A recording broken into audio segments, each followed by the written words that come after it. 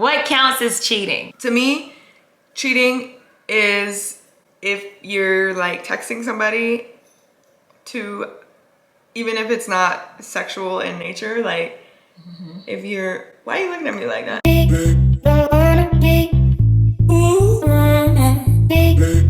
What up, YouTube? We back. What it do? What's cracking? What it do? What's poppin'? The last time y'all saw us, we were in Houston for Pride and we had an amazing time. You know, lately we've been doing a bunch of vlogs. We went to a lesbian wedding. We went to Houston. So today we're sitting down. We're slowing it back down again. We're doing questions that you ask your partner to make sure you're on the same page. We listened to this podcast. Victoria started listening to it. She told me to listen to it. Yeah, it's called Lovers and Friends. Yeah, Lovers and Friends. It's so good. It's all about relationships and like friendships or like romantic relationships. So yeah, we were listening to the podcast and it started asking us questions and we like started answering them like with each other. Yeah. And we were like, she was like, wait, like let's do this on like for YouTube. Because I got like super curious to know what she was thinking. Yeah. Because the questions were really interesting and it wasn't questions that we normally get asked. And it's not questions that we normally ask each other. We're curious to know each other's answers. So let's see how that goes. How do you feel things are going with us? I think that things are going amazing with us. I felt really connected with you and like us just continuing every single day to work towards a better us individually and together has been like amazing, and couples therapy has been like amazing for us. You know, I've been feeling really loved and heard and just all around really good time. Yeah. What do you think? I agree. I feel like the way that we both make efforts to look at what the other person is saying and actually make changes and not be dismissive of each other's feelings really makes communication a whole lot different. It makes it easier to communicate and not be afraid to communicate and then see the changes. Like the other day, y'all might have seen my Instagram, Lindsay, you popped up at the airport. Oh, yeah. Got a rose and a little sign. And it was so cute and it was so romantic. And that's just like something that I always ask for. Like that's just something that I cherish in a partner, is like being swooned. And I like the romantic aspect of being in a relationship. So that really made me smile and I actually cried the whole way home. So. Yeah, she really, like, you loved it so much. And that's, I keep telling you, that's literally, that's the reason I did it. Like I just wanted to make you smile. Like I wanted to make you laugh. Even if it was like, silly or whatever. Because, it wasn't. No, I'm saying like to somebody else or whatever, like that, because you had already like driven to the airport. We had to drive home like separate. But I was like, I don't care. Like I know she'll literally love this, and I wanted to like bring you your snacks and stuff. And the reason that she's bringing that up is because that's something that we had talked about like maybe like a month ago now. And she told me, you know, like you need to like show me more, like or tell me more, you know, your thoughts and how you feel about me and stuff. And so I was like, okay. And I told her, you don't have to tell me that ever again. Like, I swear to you, you will not have to tell me that ever again. And I promise you still, you will not have to ever tell me that again. So that's like good, because in our relationship, when we tell each other something, we don't have to repeat ourselves many times, if any at all. And also her mentioning couples therapy. Couples therapy, there is a huge stigma to it that we want to break. Couples therapy for us has just completely strengthened our relationship. Probably the biggest surprise was that we like our therapist, because he was the only one available when we wanted a therapist, and he is a white male. Yeah, and at first I was like, I don't want a dude. Especially not a straight dude. Yeah, I don't, like the man I talk to the most is my dad. Like I can't like open up to men for some reason. It turns out that he's in an interracial relationship, so we really like that played a factor in it, because that matters. It definitely matters, because he understands like a lot of things that we like talk about. What does a balanced relationship look like to you? Right now it has to be time management, because we're both insanely busy. A balance of affection as well as dates and communication. Like a good balance of all of those sounds like the perfect relationship to me. I think a good balance is both partners in the relationship putting in the same amount and Yeah. you feeling that from the other person. Balance in your personalities as well as what you're putting into a relationship is a good You balance. feel like we're balanced? Yeah.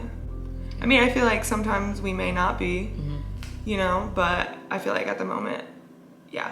Very balanced. And it's normal to be in a relationship and not be balanced at some point, but that's just you communicating to the other person. Okay, lately I feel like this has been missing, and that's what we're lacking, and that works. Now them lips looking juicy. Drink some water, them things wet. Things pretty. What do we need to improve in our relationship? Ooh, what do you think? Our time management is on the floor. Not necessarily time management, because I think we're managing our time as best as we can, but time for each other. Yes. Like making sure that our time for each other is included in our time management. Yes. I definitely agree. We've both been like so busy. It's just like nonstop go from 7 a.m. till 10 o'clock at night. It's insane. It just feels like at the end of the day, by the time I'm done working, by the time she's done working, by the time I'm done traveling and she's done traveling, we get together and we're exhausted. Yeah. So we're not really spending time together. We're just like sleeping together at this point. At the end of the day, putting time for our relationship, I think, should be a little bit higher. We need to put in our calendar, like, this is our free weekend. No, I can't do anything because Victoria and I are gonna lay on the couch and, and hang out. Like, you know what I'm saying? That sounds so crazy, but right now our ideal time together that we both talked about last night that we want is just doing nothing together. Listen, at the end of the day, I'm thankful and I'm grateful for that, because being busy is good. That means we have a lot going on in our careers, in our life. Like, I'm happy about that. But it's a little crazy sometimes, so. What are your goals for the relationship? Okay, so what type of goals are we talking about? Like, are we talking about like literal like goals? What is it called? Tangible goals? Or Whatever goals that you have in mind. So all of these are super open-ended questions. So it's whatever direction that you plan on going. My goal for our relationship is, we talk about this all the time, our timelines and stuff. You know, it's kind of just like what we're feeling. It's not like we have to do it by this time, but obviously marriage, proposal, marriage, kids. Okay, house, proposal, marriage, kids, living life. We want that to be, you know, kids by, what did we say, 32? Yeah. So that's 4 years. So that's And as lesbians, we can literally make that timeline exactly how we want when it comes to babies. yeah, no babies are gonna be popping out any like unexpectedly. So If that was the case, we would have already had a baby. yeah, I'm sure we would. That's a fact. The goals are similar. There's a timeline because of how our lives are. But sometimes I do feel like I get to a place where I'm just looking at you or I'm just thinking about you and I think we should just get married soon or we should just like elope or something, because I feel like life is short. Sometimes I get into those little random like bursts of thoughts about life being short and I'm like, I know. we should just get married right now I before know. it's too late. You're always thinking of stuff like that. Listen, I don't care how we get married. That part is up to you. I just know we're gonna be married with a marriage certificate. So however you want to do it, you let me know, baby, Yeah. because if you want to elope, we can elope. If you want to have a big wedding. I don't want to elope. That's when I have those bursts of thoughts. Okay, I don't want to elope. I want a wedding. I try to steer from saying a big wedding because I don't necessarily want a big wedding. I just have a big family. I always thought about having a wedding and I don't want that to change just because I'm with a woman. I don't want anyone else to think that that's not going to happen. Yeah, I feel you. Like I've always imagined it, and meeting Lindsay, imagining her walking down the aisle. I know. Like that's what I think about with you. Imagining me seeing her for the first time in a day like that. And also to me, like, for instance, when we went to Kate and Sarah's wedding, they're another lesbian couple that we know. The idea of being surrounded by all these people that you know for a fact just love your love and don't have any biases and are just there for you, that just sounds like such a positive vibe. Like such, like something that I feel like we both would need just to remember all these people are here for us. I'm 100% down for a wedding. Like, I get excited more and more about it. My thing is, I don't like all the attention like on me, so I'm a little nervous about that part. But regardless, our goal is that we're gonna be married and we're gonna have kids, so yeah. As far as like a non-tangible goal, I think just never stop loving the other person and never stop trying and never stop like dating or trying to make the other person laugh. Like, I think I don't want to get complacent in our relationship, you know, like comfortable. Yes, of course, we're always comfortable. I think something you just said, which is never stop making the other person laugh, is a big one for me that I never really thought about until you just said it. But even if we're arguing or if we're like at the end of the argument where we're kind of trying to resolve things, I always throw in a joke because I need to kind of see where we're at. So I'll throw in a joke, and if Lindsay laughs, it's like, okay, well, she may hate me right now, but she still likes me. There was a relationship expert that said something along the lines of, if you can still make your partner laugh when they're upset with you, then you are in a really good place because they really like you. I've never not been able to make her laugh, even in situations where it felt like we were breaking up. I was still able to crack a joke in there. And that's not saying it was inappropriate or out of place joke. I know when and how to make a joke. I'm really good at that, low-key. Like, not to brag or anything, but like, I'm kind of funny. You are funny. You do make me laugh, like always, so. Even in those moments, I was able to get you to laugh, and I feel like that meant a lot for me because we do laugh a lot. We be cracking up at our house. Just showing our kids all of that too. Like, that's a goal for our relationship is to display all of those things, so that's what our kids see growing up. Yeah, you know, I love that. I started doing videos where we're just like talking directly to our future kids randomly, and I love it. And I have like an album for it on our phone. And future kids, when you're watching this, you better thank me for keeping up with young us, because you're gonna be wondering how we were, and we're kind of cool. Yeah, it's all her, because I don't record nothing. She doesn't. She doesn't record nothing. I really don't, so. There was a point in our relationship where I felt insecure about the fact that she doesn't record anything or take pictures. Like, I was thinking, does she not think I'm pretty? Why doesn't she want to take a photo of me right here with the sunset behind me, because I'm taking one of her? And then I just had to get to a point where I realized that's not her thing, but also I've had to communicate that that's my thing, and I want you to remember to make me feel like beautiful and ask to take a picture of me or take photos and videos of me. Yes, I genuinely am not like that, but at the same time, like, is that like the end all excuse? No. And I want to do that stuff. It's not that I don't. It's just like I don't think about it. But also, again, that was something that I communicated that I needed. So sometimes in a relationship, when the person isn't doing exactly what you want, they can't read your mind. Like, obviously there are some factors that in our relationship I didn't have to ask for. But again, like, there are certain things that you do have to ask for, and that's okay. It just depends on how the person receives it and if they're gonna try, or at least find a compromise that makes you both feel comfortable. Okay, this is interesting. What does your schedule look like when we're not hanging out? A lot of reading. I actually have not been able to watch shows lately. I know, I was thinking that, like, you haven't at all. Yeah, because I've also been working a lot on my own. But okay, let me just go back to kind of hobbies. A lot of reading. I'll go out to eat a lot more by myself, I noticed. I'm just enjoying getting out the house and getting some sun. Working out, obviously, since I'm on currently day 56 of me running. Go on Instagram to keep up with that. What else I'll be doing by myself? Waiting for me to get back. And then I work a lot when she's not here. My time is spent a lot scrolling on TikTok, obviously working out. If I can, I'll just like go to my parents' house, and I try to do that literally whenever I can, but just spend some time with them by myself. I drive around a lot. I listen to my music really loud. Oh, I hang out with my friends. I think, that's really it. And then I wait for you to get back, literally. I mean, we do things individually, obviously, as well. We have a lot of things that aren't necessarily each other's type of things, like her shows and even my type of workouts, like she might not do on her own, and I probably won't go run 4 miles by myself. So it's just like we do things just a little bit different, obviously, when we're not together. What's your idea of a healthy relationship? Trust. Without trust, everything else is gonna start breaking down. And I've been in relationships that had zero trust.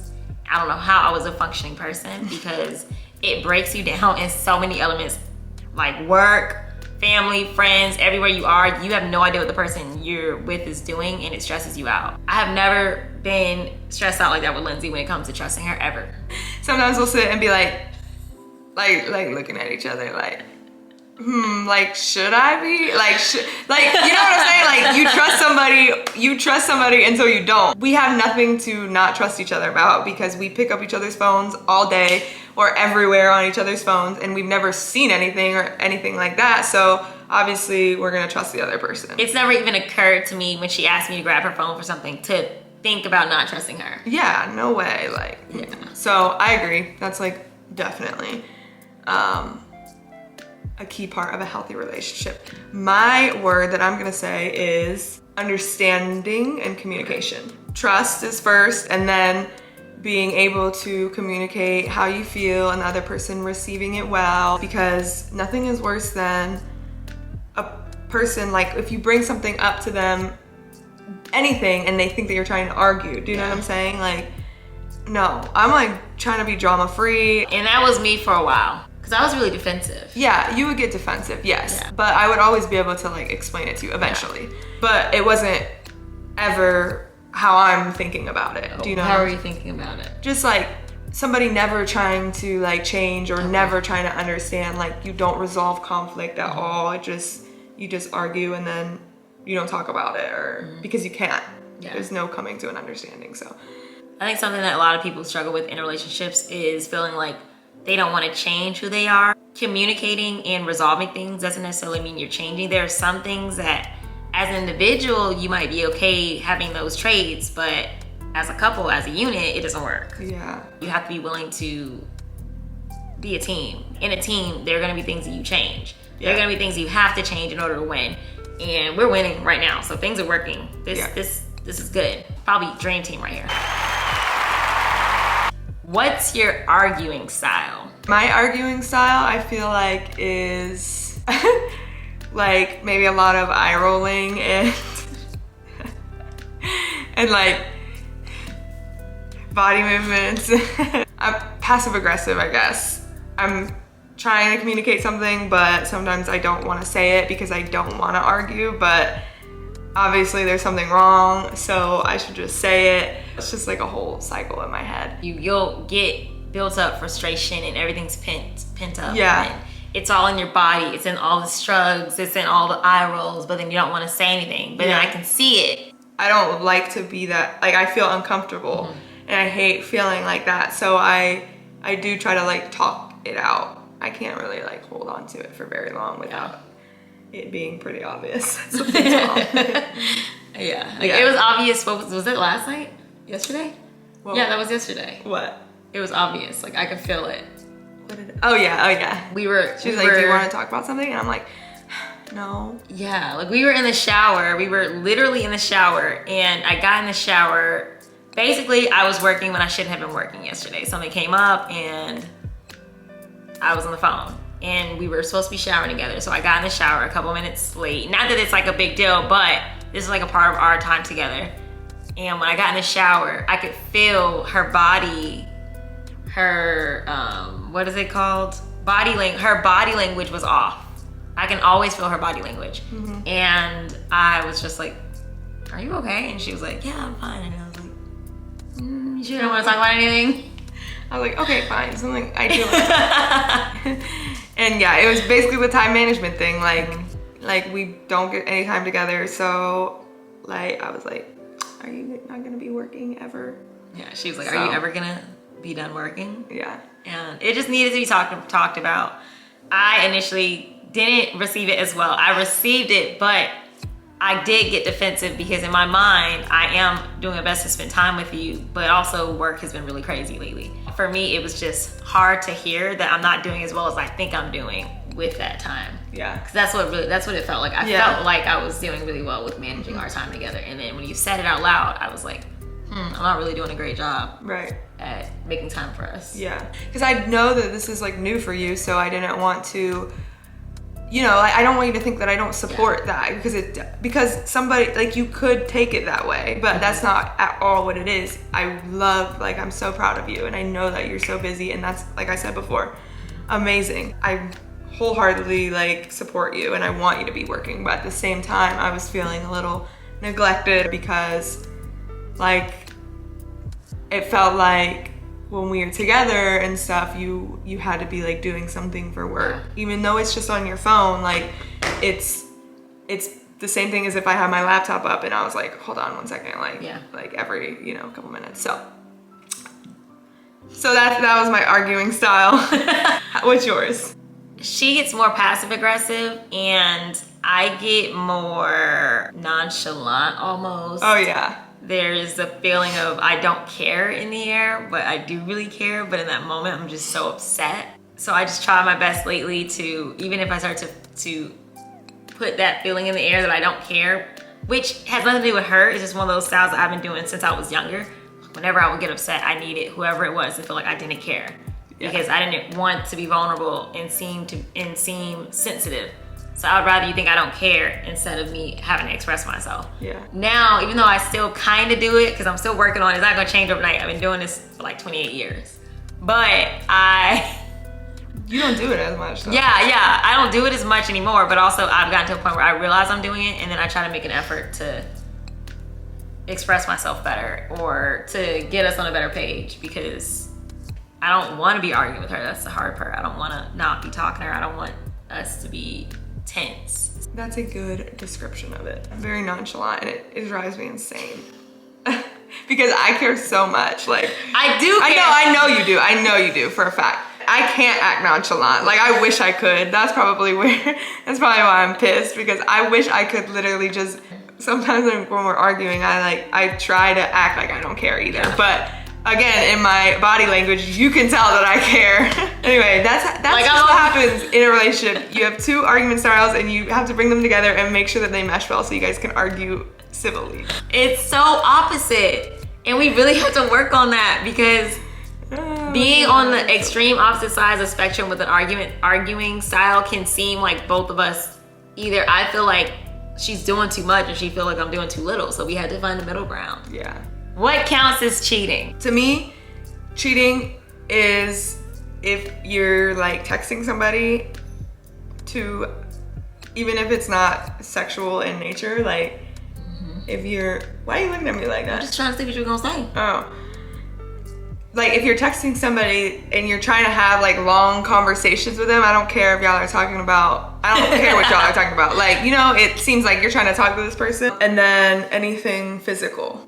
Well, if you were at the club without me and you were like dancing on somebody, I wouldn't consider it cheating. I wouldn't be like dancing to nobody. I know. I'm just saying what would be considered cheating. I'm not gonna be like, yeah, she cheated on me, but I will be pissed. You know what I'm saying? But like if I was there and you were dancing on somebody, and obviously you can see like it's like whatever. I feel like it's about security in our relationship too. For me, I think cheating is emotions. Having an emotional relationship with someone else where you feel like you want to spend so much time with this person and you're thinking that you're physically attracted to them.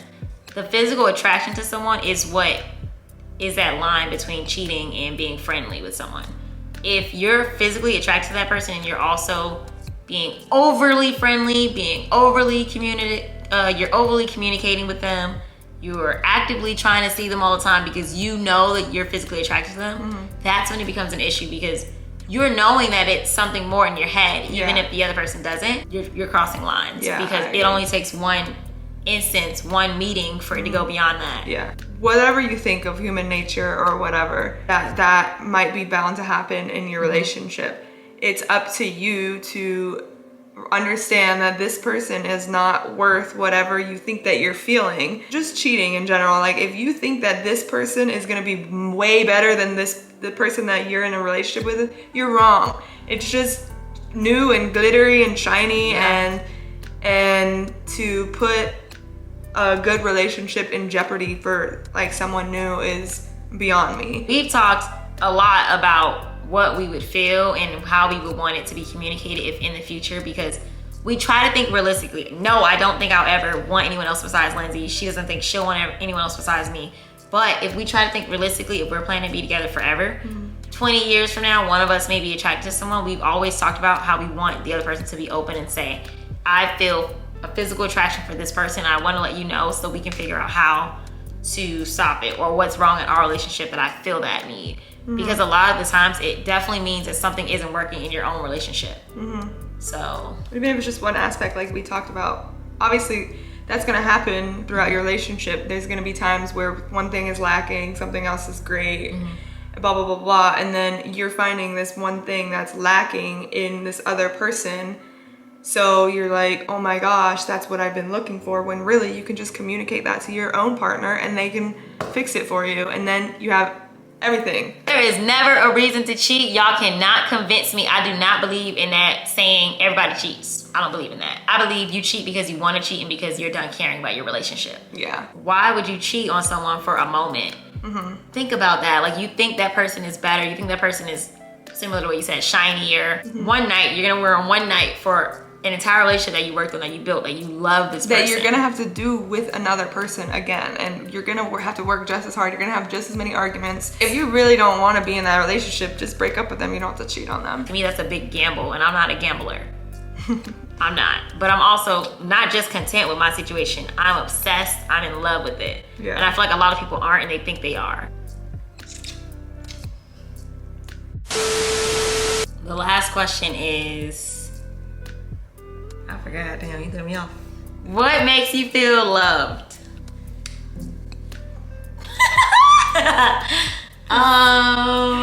You make me feel loved. You make me feel loved, for real. This girl right here. Reassurance makes me feel loved. And that just stems from my own insecurities in the past, but I need reassurance. I need to know how I make her feel, how she makes me feel. What makes me feel loved is hanging out and like good times, good laughs. Quality time. Yeah, quality time. Like just literally just like hanging out and like having a good time. Just knowing that you're literally my best friend, and you know, yeah, that's literally, it's quality time. The moment where I feel really loved are moments where we are just cracking up and we just can't stop laughing, and we be like giggling for hours and hours and hours. I feel so loved in those moments because laughing with her is probably our highest form of intimacy, where I feel just wrapped in love and happy. We really like that question to be the last question because it was light and easy to answer. We really enjoyed answering those questions. We hope y'all enjoy watching this video. So thank you guys for watching. We love y'all. We'll see you next week sometime. And as always, don't forget to like, comment, subscribe. Period. Bye.